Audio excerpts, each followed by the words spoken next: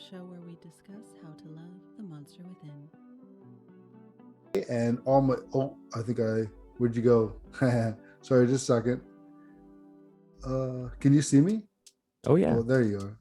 Oh, sorry, I lost you. Okay.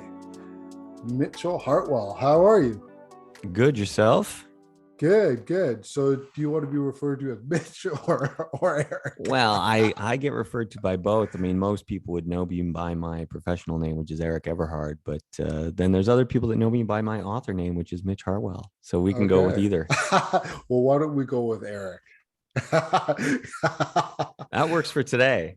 Oh, yeah. You know what's funny is, and I don't know if you've ever known anybody who's had this experience, but when you have a professional quote unquote alias and your real normal name, and when they become so intertwined over 24 years that if you hear either name out in public, you turn your head automatically. Yeah, which is kind of strange. Yeah, it must be just super strange to get recognized and just like these young guys want to talk to you about like whatever. Oh, right? Yeah. I remember the first time it happened, I was at a concert. I was at a Fear Factory concert actually, and I was in the crowd, and one of these kids turned around, and he just eyes bug-eyed open. He goes, "Oh my God, you're so-and-so, right?" And I was like, yeah. And it was the first time someone had recognized me out in public. And then there've been many more interesting and embarrassing moments since then. I think the best one was I was in Florence, Italy with my mother, and we're in line to go see the statue of David in the museum there in Florence. And a group of like 7 Italian kids come walking by, and they just jaws open. They go, "Oh," and they run over. "Oh my God, Erik Everhard." And they want the selfies. They want everything. Now, my mother knows what I do for a living, but she's never really understood the scale that I did it at and how well known I was. So you got this little old grandma just sitting there standing watching these guys. And she just looks at me and she just goes, "Mitchell, I didn't know you had so many fans." Yeah, Ma. I didn't do this job casually the last 2 decades. That's the best. It was quite humorous, to say the least. Well, which actually kind of is a good segue into what we're going to talk. What I would like to talk to you about, among other things, is just the reality, like, or working in the porn industry. Again, I listened to some of your other interviews, and the fact that it's a job like anything else, and you have things that have to be done versus the reality of sexual interactions and especially guys perception of it, and the maybe the not understanding the differences between the two and satisfying sexual relationships and just relationships in general, and all these kinds of things that are just kind of get mixed up with maybe a young guy who can't separate them, right? Yeah. And it goes on both sides. To be truthful, you'll have people that will say, well, porn is fake and this is fake and that is fake, but they have never been in porno, right? Mm-hmm. They have no idea what is real and what is fake. And so a lot of what the mainstream or the pundits or the gurus or whoever, their take on what it actually is, by and large, is factually incorrect on all sides, right? Because they're just coming up with their own idea or perception from watching a movie, which is totally different from being on the set of a movie, right? And knowing exactly what goes on, what transpires, and also the level of performance that is required. And so I think what I like to tell guys is I think reality is more useful than filling someone with fantasy or hope or idealization, but just give them like, well, here's the reality. And if you have the reality now, you can use it to better your own sexual life, your own sexual experience. And at least you understand what is taking place behind the camera, because what you're just seeing produced is not reality. But still, reality is not what all these other people will tell you happens behind the set, because they don't know, they've never been there. Mm-hmm. Mm-hmm. Well, let's just back up a little bit and give a bit of context for anybody who doesn't know who you are. I know who you are now from listening to that, but yeah, and again, I'm not a porn guy. I haven't watched porn for like, people laugh at me because I haven't seen porn since like 2001. Because for me, in my own ways, it was like it kind of like the veil of it kind of disappeared, which is one of the things I wanted to talk to you about, how like maybe like you just kind of find that once you go down a rabbit hole, you just kind of crave normalcy or something like that. But anyways, for people that don't really understand or don't know fully who you are, why don't you explain? Well, I'm an author, men's coach, and professional porn star. And now I work with men to teach them elite level sexual skills so that they can master the bedroom like they dominate the boardroom. And for the last 24 years, I've been one of the top adult film actors in the world. So that's where I sort of cut my teeth and came up with my concepts and really learned a lot about women, life, relationships, sexuality, and performance, and also about my own sense of masculinity and just how all this kind of comes together for men. So that's really what I'm trying to teach guys now, is say, hey, you know what? I've gone through this crazy experiment over the last 2 decades, and I can teach you a lot that you would have to go. Well, first of all, you're never going to go through a crazy experiment like that. Like, not every guy is going to go sleep with 5,000 women over his lifetime, and nor should he want to, right? But within that, there are lessons. And so that's what I try to do, is distill the lessons and give them to the guys so that they can have a satisfying sex life. They can have what they want, and they can also understand the pieces nobody's telling them. Because I'm not here to tell you the why. I'm here to give you the what's in the house, right? Because that's what nobody's teaching. Mm-hmm. Super interesting. So what do you think is because you talk to a lot of guys and this is your work, what do you think is the number one hang up with these young guys? When I say young guys, I mean, it's relative, right? You could be young at 50, you could be young at 20, Yeah. But what do you think is the number one thing that hangs these guys up around the topic of sex and sexuality? Well, it's changed. So one thing that I've noticed that's newer that becomes a hang up definitely stems from the quote unquote Me Too movement. So I've worked with a lot of guys now where they're so afraid of escalating any sort of situation because they're worried about, they're going to be viewed badly.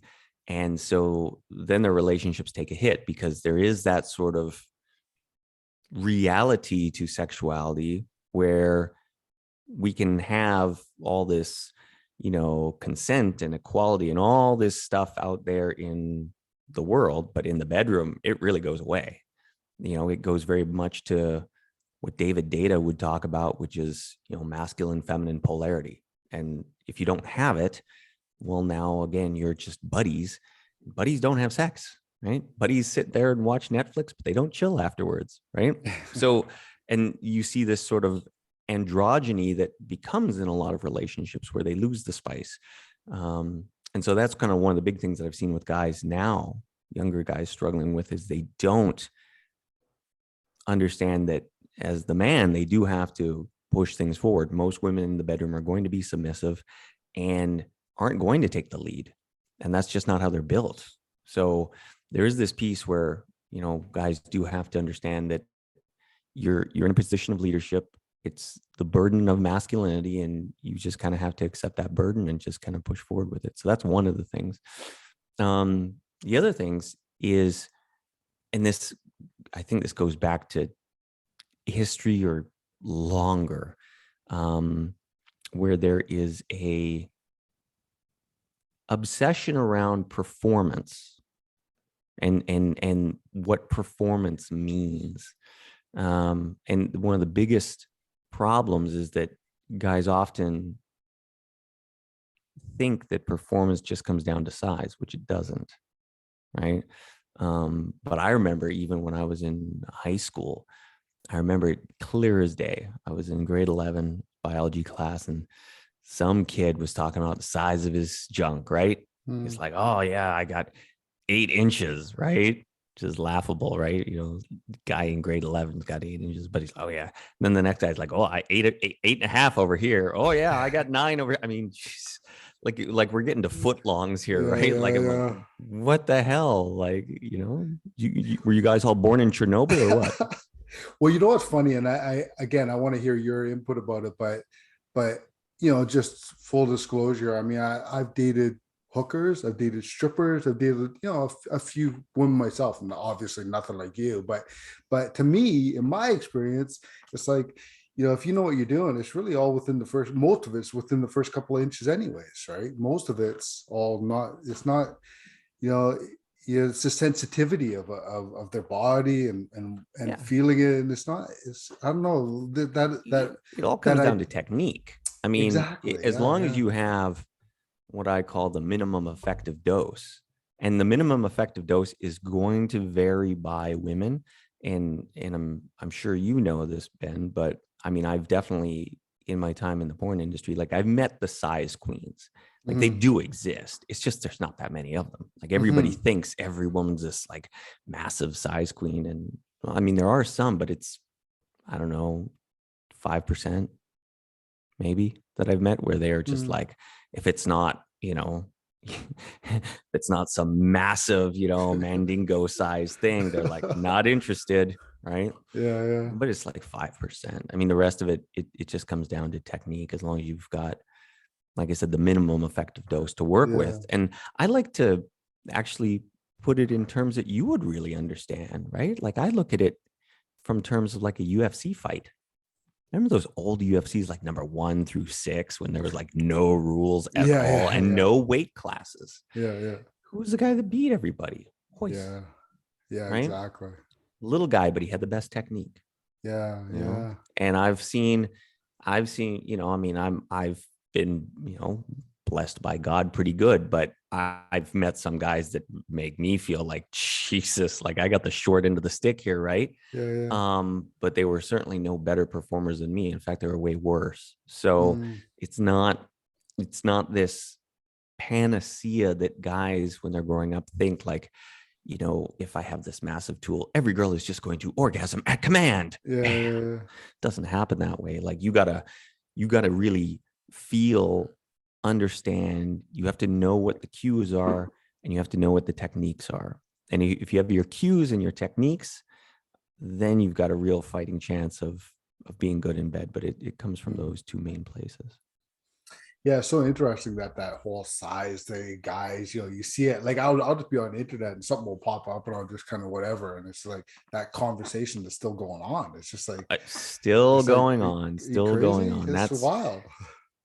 That's one of the big ones. And then of course you also have the sort of silent conversation that goes on where guys struggle to be able to last a certain amount of time. So that becomes a real fear for a lot of guys if they don't have that handled or don't understand what they can do to change that. Because then that becomes a personal sense of embarrassment. And then it also becomes sort of a sense of not being masculine enough, because they, regardless of the size that they've got, if they can't last more than 30 seconds, they feel like they've let the girl down, and they themselves feel embarrassed. So that's probably one of the other big ones that I deal with guys. So for anybody listening to this who kind of feels like that's a problem for them or something that they want to kind of deal with, that's really, you're the guy that's really one of the things that you do a lot of work with. So they should just reach out and perhaps buy your book and then all this kind of stuff, right? Yeah. They can always reach out to me at erikeverhard.com. You know, because for me, it was such an interesting space being in the porno business and being an adult video actor, because there's no room for trying again. Like, not like when in real life, everything is riding on my ability to do the job. And so if you can't do the job, it's just like, hey, if you're you're a professional fighter, right? Like, if your ability to do the job was based on being able to knock guys out, and you can't even throw a jab, well, probably they're going to hire another fighter, right? Yeah. And it's really the same thing. It's like, well, okay, if you can't figure this out, we are not going to pay you. And so there's a certain, your livelihood is on the line, that really changes the game. And I had to really figure this out, because the pressure is not only on myself, but I'm holding everybody's paycheck by ransom almost. Mhm. If I'm on set and we're there for, if it's going to be a 5, 10, 15-hour day, well, nobody's getting paid if I can't get the job done. And you've got the makeup artists, you've got the location, you've got the catering, you've got the directors, you got the photographer, you have all these people, and everybody's paycheck is like, hey, this guy has to get it together. So that becomes a situation where, I mean, either you're going to, cliche pun, but rise to the occasion, or you're not going to, right? And so there was no formalized training. I didn't take any courses on how to last longer. I mean, everything was my own process. These were things that I learned worked, especially when I'd seen so many other actors. Because the other thing was, I was lucky enough to be on so many sets, see all the guys who would struggle with the same issues, and see all the methods that they would use to overcome them. And so when you start seeing all this real live data, now you have something really useful to pull from. And it's not like reading a textbook, right? Like, this is like, oh, well, I mean, I saw with my own 2 eyes, this works, this doesn't. I'm doing this. So that was really how all my methodologies came together. It's just trial and error and necessity, really, more than anything else.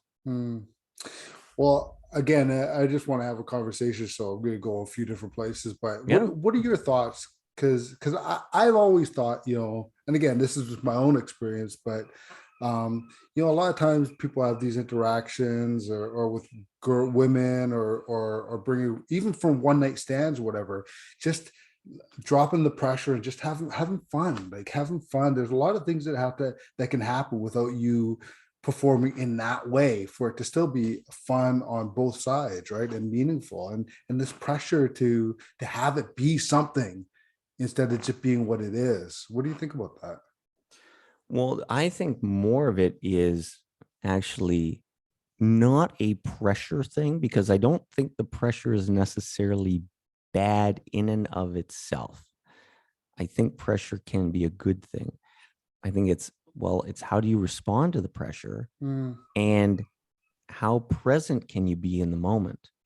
Because you can have pressure, but if you're totally focused on the girl, you are there in the moment, you are in the flow of the sexual interaction, you're not thinking 2 steps ahead, you're just feeling. Right? Because I always say, sex is a being, it's a feeling, it's not a thinking act. There's no way we're going to think our way out of this, right? So it really becomes, where's your headspace at?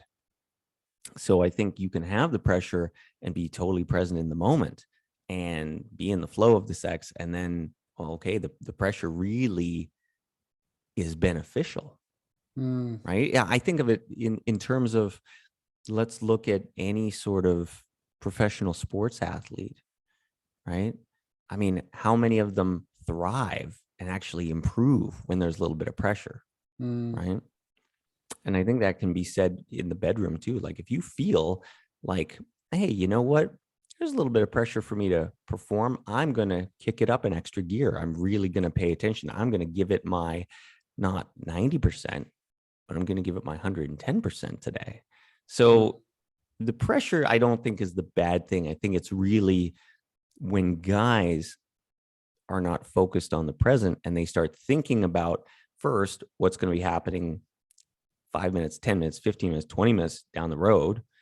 And now they start also having those negative thought patterns like, I hope, I get it up. I hope I can last. I hope. I always say, I hope are the two worst words that you could ever say, because you're already presupposing things are going to go downhill. And they usually do, because usually you will confirm your beliefs quickly.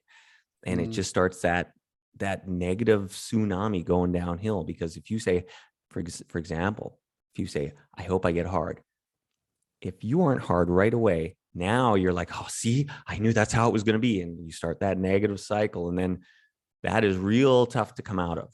Right. So instead of any thoughts, if you're just feeling what's going on and you're just in that state of, okay, I know, first of all, what I'm doing.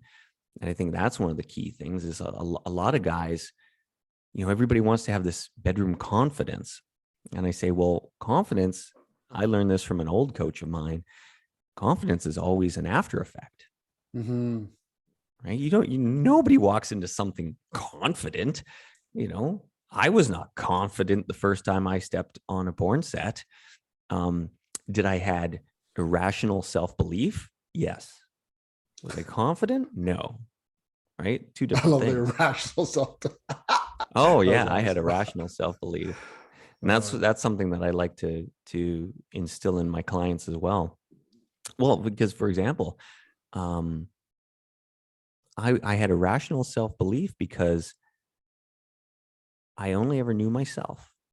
And so in private with myself, my dick had never let me down. So it wasn't even on my map that you could struggle to get it up. It wasn't on my map. So, I mean, I went in there, I'm like, well, of course I'm going to get it up. Like, it's gotten up 10,000 out of 10,000 times before then. Like, I mean, a perfect batting average. So when I say I had irrational self-belief, I did, because there was no part of me that thought it wasn't going to happen. Right. But that doesn't mean I was confident when I was on the set. Like, I didn't know what I was doing. I'd never done this before in my life. Like, all these people are trying to tell me how porno works. And I'm just sitting there like, hey, okay, tell me what you need me to do.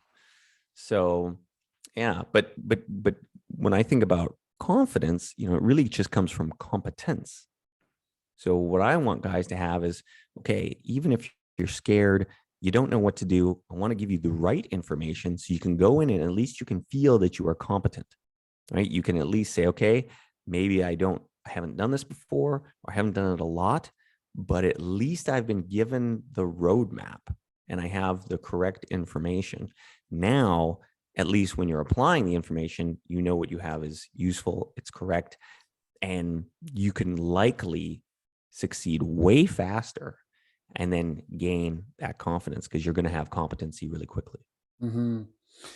Well, just from, again, listening to some of the other things and kind of doing some research about you and also my own experiences, to me, it seems like every young guy should read your book and also should listen to you and get coaching if they need it, because again, it's like, these are, it would like ease so much stress for these young guys who are maybe on. So I just think it's almost like a must do, kind of like, you got to finish grade 12, you got to go see Erik Everhard. but again, it's funny that you say that, because I often think about that, right? Like, how has the education system really failed young men in regards to these things, right? Like, we go to school and we learn history, we learn social studies. I don't remember anybody teaching me finance in school. I don't remember anybody teaching me how to fight in school. And I certainly don't remember anybody teaching me any useful relationship or sexual information in school either. And right there, you've got three major things that I think guys should understand, handle at least on some level in their lives. And none of it's being taught by the educational system. I agree totally. And I also, because I'm a very spiritual person, and my work with what I do with the Goliath Foundation is really, my whole thing is three things: self-assurance, ease, and faith. And to build that within people so that all the other stuff is just kind of a natural byproduct of, I mean, let's face it, I mean, if people really realize, if you have that real inner strength and confidence and self-assurance about yourself, all the other things are just going to fall into place. Like even what you're talking about, like about competence, like, if you have that self-confidence and that self-assurance, you could try things, you could be that didn't work, but this will work, or whatever, right? Like, it's so that's what, but I think that's one of the things that's lacking so much too, is critical thinking and being taught. And also just, it's all within you, that confidence and whatever, to, and again, the confidence to be able to go and ask the questions to somebody like Erik Everhard. Yeah, it's funny how it is that way, because I just feel like if society would help guys, young men out more, we'd be shaping their lives to be better, especially shaping the future to be better. And because young kids today, I mean, I wasn't getting any of this information from my dad. Mhm. A lot of fathers now, it's, either they're not in the family, or they're not around, or they're just not able to give that information. So I think that's where now, with the rise of, the internet, if you're searching for the information, at least you could have access to it now, where I don't think that was possible 20, 30 years ago at all. Mhm. Yeah, yeah, no, it's true. So again, it's one of the things I wanted to talk about was, so what happens when well, again, when you kind of like the Wizard of Oz, and you pull back the curtain, and you realize, like, you go down that rabbit hole of like all these. I always say, like from my own experience that you and I talked about just briefly, is like, you know, all these bells and whistles and everything are great to a point, but eventually you realize it's mostly novelty and this connection. For me, anyways, Mhm. it's like, well, it really comes down to this connection. How well can you connect with this human being in a way that you're just super sensitive to them? What are your thoughts on that? Like once, like for these young guys, I think it's all about the performance and the craziness and the this and the that and trying this and all these different acts, versus the reality of, okay, let's get back down to where we started in the beginning, which was just to have a nice human interaction with somebody.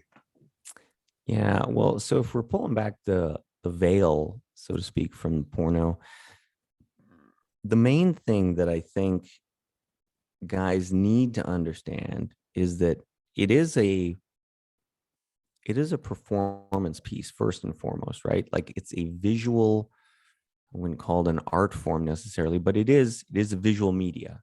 So everything that is happening is purely for visual effect, not for what feels the best. And so that becomes the first big separation between real life and porno, is the fact that we will be doing positions often where we know they suck. Like, I'll be sitting there, I'll be looking at the girl, she's looking at me, and we're both like rolling our eyes, like, okay, you ready? Yeah, I'm ready. Okay, action. And we go to do some crazy Cirque du Soleil move that everybody watching at home is like, oh, that's amazing. And we're doing it. We're going, fuck, this hurts. This is horrible. Please let this be over. So there's that aspect to it, where you need to understand certain things that people will try at home, they shouldn't be trying, because we're just doing it for visual effect. Like, we know it sucks, Yeah. right? And I think that really starts to infiltrate the youth more than ever, because that's what they see, and that's their only real glimpse of human sexuality. Like, they go on, the internet, they get on their smartphone, and that's the only stuff they're being shown. So they think this is real. And I always say that with a certain caveat, because it is real. I always hate when people say porn isn't real. I said, well, it's not CGI, it's not a green screen, so you cannot say it's not real. We are really doing it. Mm. We're just doing it at a super high level that is not necessarily going to feel good or is what somebody wants, right? Mm. But it's the same thing like, hey, Tom Brady throwing a pass to Gronkowski and Gronkowski leaping, 7 feet over someone and falling on his shoulders and cranking his head. Well, that's probably not healthy either, but it was amazing to watch, Yeah, right? yeah. And they're all on, they're all on steroids, they're all on all the stuff, right? And we cheer it on because, hey, bigger, stronger, faster, right? And that's the same way porn is too. Everybody wants bigger, stronger, faster, just like in the NFL. Does it Mm. mean that it's what people should be doing? Does it mean that it's healthy? No. Does it Mm. mean it's what sells tickets, so to speak, and also sells memberships?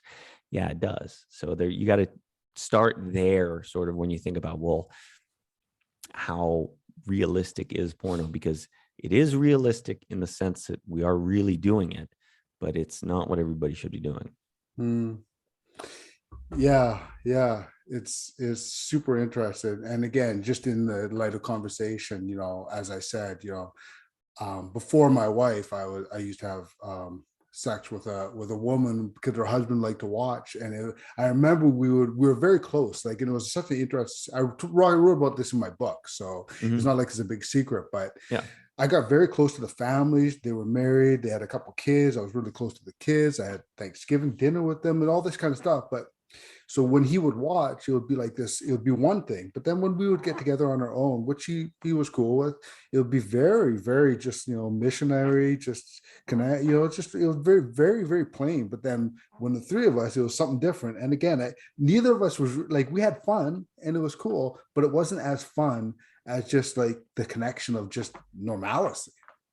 Yeah. Well, because there's that performative aspect. Yeah, And I yeah. don't know, it's funny that you say this, because I've seen the same thing also, even with girls in the business, and they might be, just shooting something for, they're shooting something for their OnlyFans, or they're doing something, and they'll just put the camera off in the corner, but still the fact that they know it's there, there's this pseudo performative thing that now creeps into the room, where people just feel like, well, people are watching, I got to give it, extra this, extra that, because if I just have it really plain Jane, the viewing public may not like it. Though between people, the connection's way better and we're going to like it way more, right? So there is that aspect to it, right? Exactly what you talk about. Like, as soon as somebody comes and somebody's watching or somebody's doing something, yeah, we tend to amp things up always. We want to seem that things are better. We want to perform better. We want it to be this other level of sexuality, when in reality, that connection, that one-on-one time, and that's actually what is the sort of the horniest thing, right? Like, that's what really gets your juices flowing. And you'll see the same thing with a lot of guys, right? You can be on set and you're doing this porn movie where, everybody understands their role and everybody's being paid, and guys will struggle to tap into the first type of hard on. They can only tap into the second, and which is the opposite of people in their normal life, right? Because I break it down, and you have two different types of hard ons, right? One which is the psychological based hard on, and one which is the physical. And when you've been in the industry as long as I have, you really do understand that they can be totally separated, but most people have them collapse into just one type, right? And so you have the ability to get hard by just making out with the girl, seeing something, and you get that spontaneous hard on, or, you will, through just physical sensation, you will get it hard. And what's useful, and something that I teach a lot of my clients is, especially when they're struggling in the bedroom, is when you understand you have two separate ones and you could potentially tap into both of them, it gives you more agency. Because I've always said, look, if I was relying on the psychological hard on, I would have had a job for 5 days, maybe, right? Because it's not reliable and it's not repeatable. A hard on of direct stimulation and purely sensation is very reliable, very repeatable. You can do that all the time. If you can tap into those sensations and you understand how to do that. But the difference is when we're in that situation that is actually turning us on, yeah, it's just, you're up and you're ready. And that's what most people associate sort of good sex as, right? Is they're turned on, they're ready, and well, it rises to the occasion. And that usually comes not from those events that are performative, but from those events of connection. So here's another thing I wouldn't mind. I mean, I could talk to you for hours, literally, but this whole thing, because again, I was listening to one of your things, and again, the like the cameras start rolling and you're put into place, but you guys, it sounds like you guys do a fair bit of especially in this case, you were talking about anal sex, but a fair bit of build up to things so that it's not as spontaneous as it looks. And do you think a lot of guys, I mean, to me, I believe a lot of guys probably don't understand the fact that foreplay is really, I mean, I learned years ago that foreplay could really be a day-long thing of just being nice and being sweet and being all these things that lead to good sex hours down the road. But yeah, it's just this idea of these guys kind of rushing through things instead of like that. So I'll let you go on. You know where I'm going with Yeah, this. yeah. Well, in terms of anal sex, I mean, there is a lot of prep work that's always done on both sides of the equation, right? From the women's perspective and then from the guy's perspective. You know, I was nicely referred to. One of my nicknames I've had in the past was the ass opener, simply because, you know, I would take, there would be a girl where she might be struggling and I had my protocol and I said, okay, sweetheart, like, come here, let's spend 10 minutes. We'll get you going. And then now things are open, ready to go. So there's been times where, yeah, I could spend easily 5, 10, upwards of 15 minutes prepping beforehand. Then they say, okay, we're ready to roll, action. And yeah, everybody's just, you know, penetrating in 5 seconds. And that's what you see, right? You're like, oh my God, like it just, that's how they all work. It's like, no. That was 15 minutes work beforehand that you didn't see that got us to that point, right? Yeah.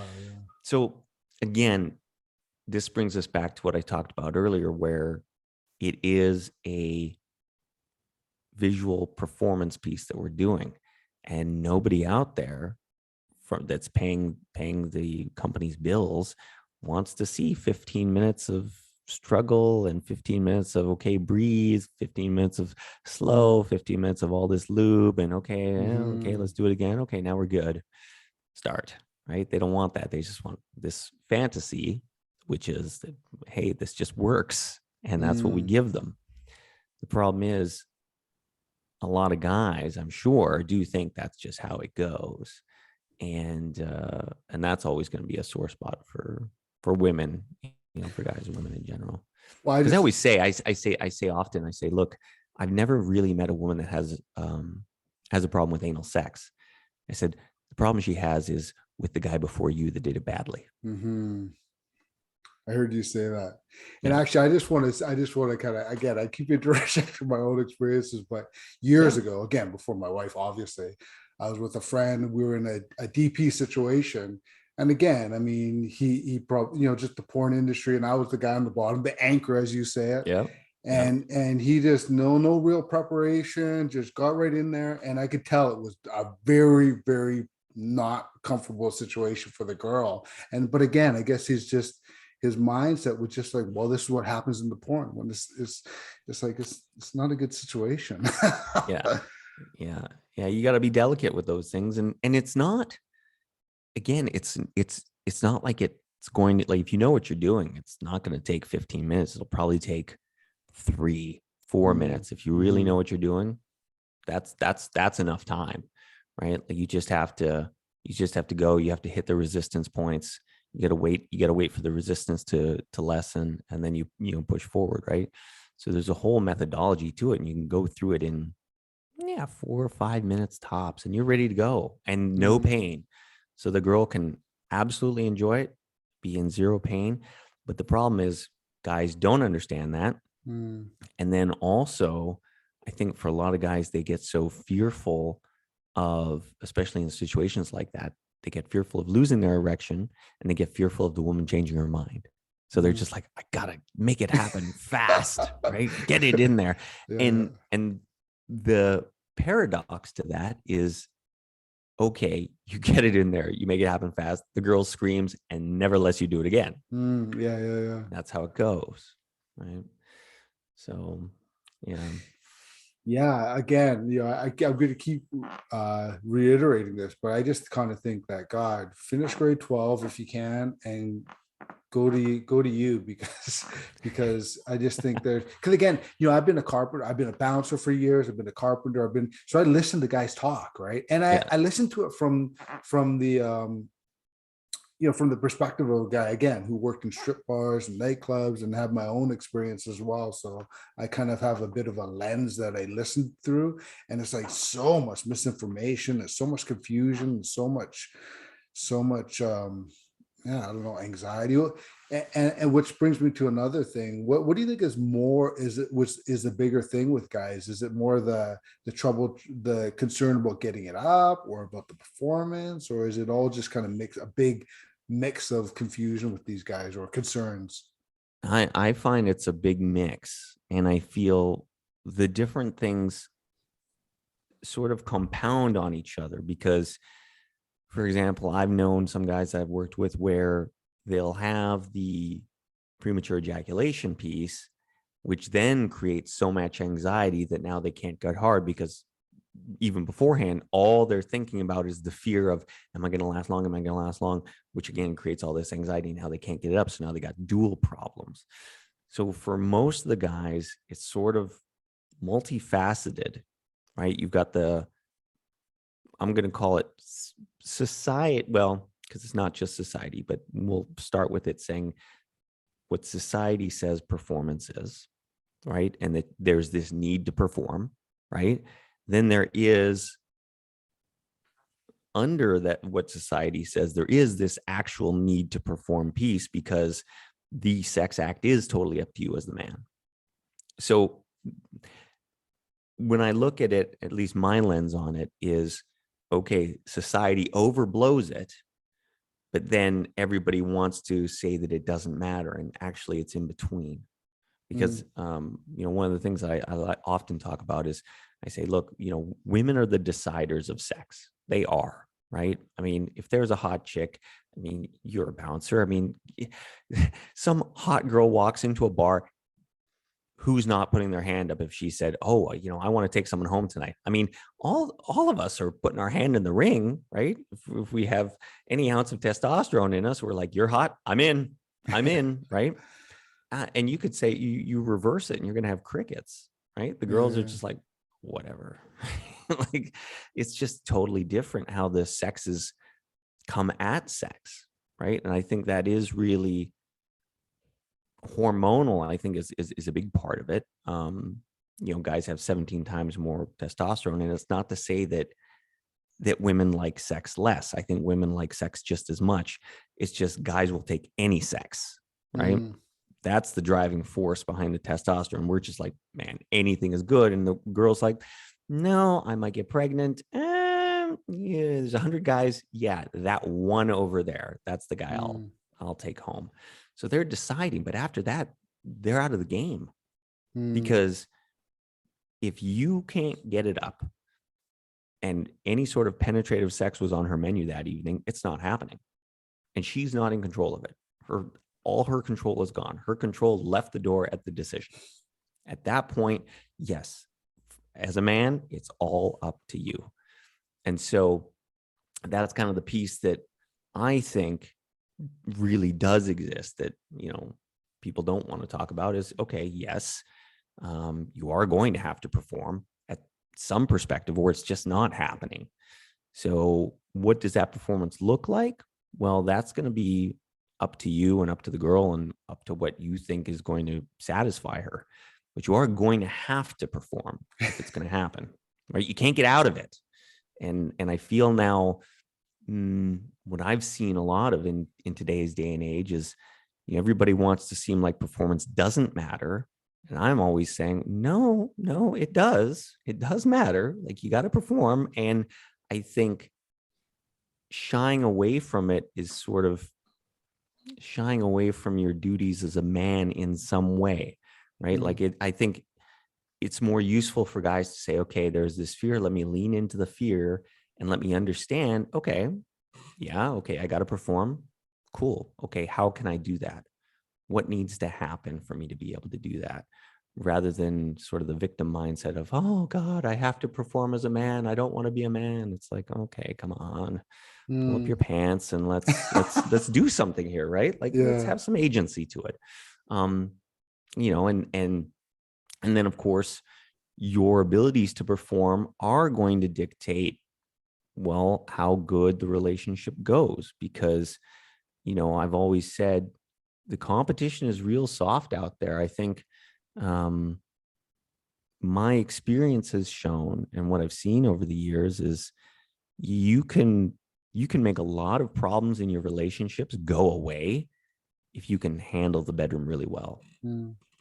I think a lot of the strife, you know, if we think about, well, where does marital strife come from?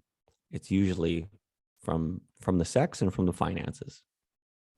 Your finances are okay, your sex life is great, probably you guys are getting along really well. Like it's probably a good relationship, right? Yeah.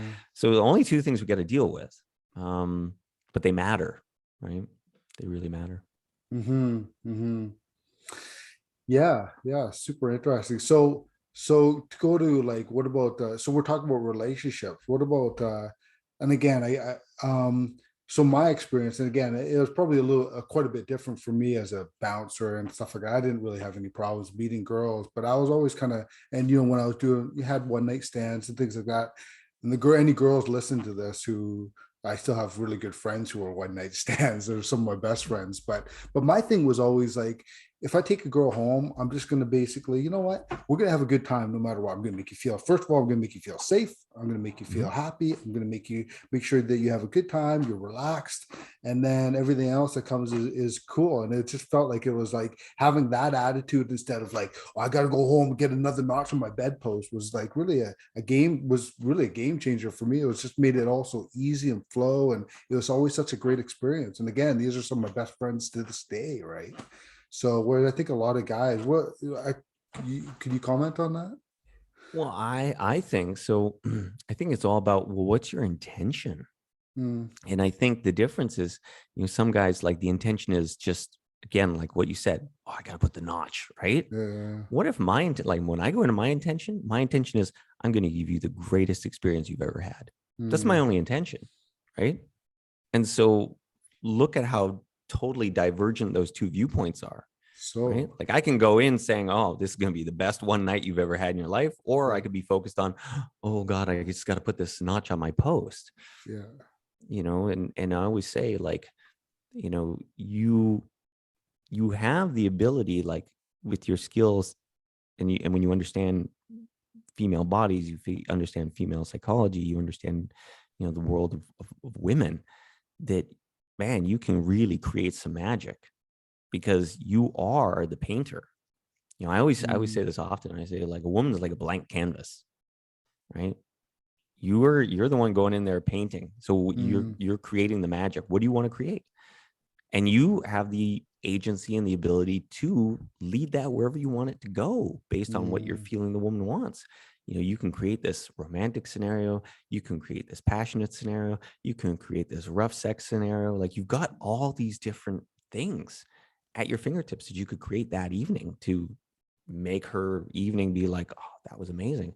And if we're talking about one night stands, at least at the end of it, she's going home, she feels like, wow, that was amazing. Like, even if nothing else comes from it, she doesn't feel like, oh, like that was horrible or that was you. She's like, wow, that was a good night. I had myself a good time.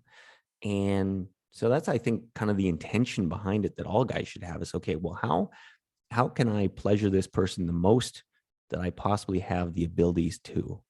And how can I create an evening that is going to be something that they remember? And that's just a different viewpoint of it than we're just getting a notch or we're doing this, because I think that's not really useful, and nobody's going to remember that.